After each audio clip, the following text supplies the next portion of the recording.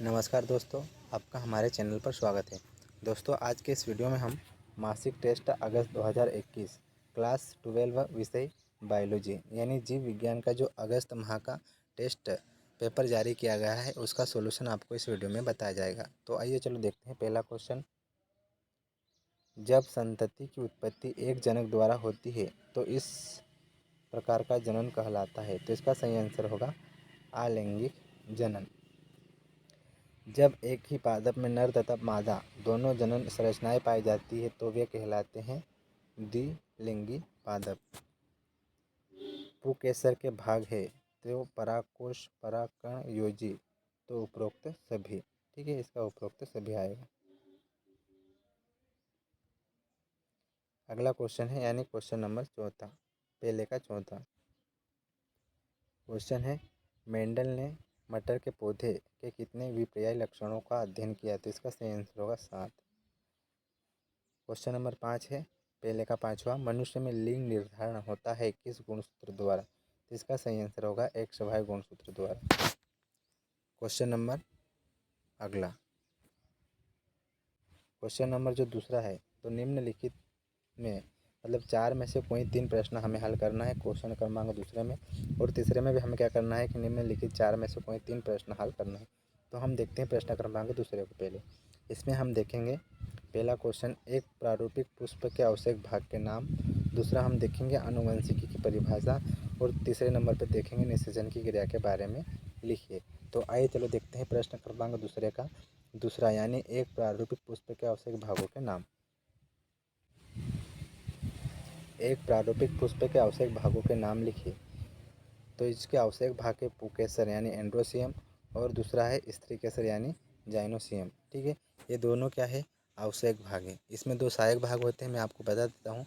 एक होता है बाह्य दलपुंज, दूसरा होता है दलपुंज। तो यहाँ पे पूछा गया आवश्यक भाग, तो उसके अंतर्गत आएगा पुकेसर और स्त्री केसर। क्वेश्चन नंबर तीसरा यानी चौथा या तीसरा जो भी है, क्वेश्चन नंबर तीसरा, आनुवंशिकता की परिभाषा लिखिए।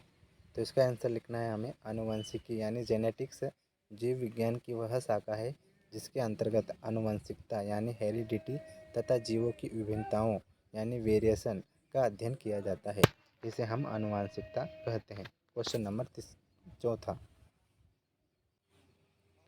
निषेचन को परिभाषित कीजिए। तो इसका आंसर होगा वह क्रिया जिसमें नर व मादा युग्मक संलेत होकर द्विगुणित युग्मनज यानी जाइगोट बनाते हैं, निषेचन कहलाती है। तो इस तरह से हमें 4 में से कोई 3 क्वेश्चन यानी इन 3 क्वेश्चनों के आंसर लिखना है। ठीक है, अब देखते हैं हम क्वेश्चन नंबर तीसरा। क्वेश्चन नंबर जो तीसरा है, इसमें हम पहला क्वेश्चन देखेंगे लैंगिक व अलैंगिक जनन में अंतर। दूसरा हम देखेंगे मेंडल के प्रभाविता के नियम को उदाहरण से समझाइए, और तीसरे नंबर पर हम देखेंगे मेंडल ने अपने प्रयोगों में मटर के पौधे को क्यों चुना। तो आइए चलो देखते हैं पहला क्वेश्चन जिसका आंसर, जैसा कि दोस्तों आपको स्लाइड पर दिख रहा है, अलैंगिक प्रजनन और लैंगिक प्रजनन में अंतर। दोस्तों आप इसका स्क्रीनशॉट लेकर आप सभी पॉइंट को अपनी टेक्स्ट बुक में या फिर टेस्ट की कॉपी में लिख सकते हो।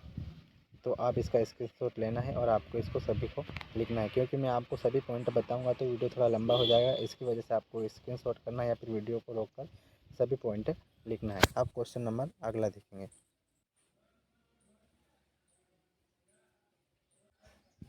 अगला क्वेश्चन है, मेंडल ने अपने प्रयोगों के लिए मटर का पौधा क्यों चुना।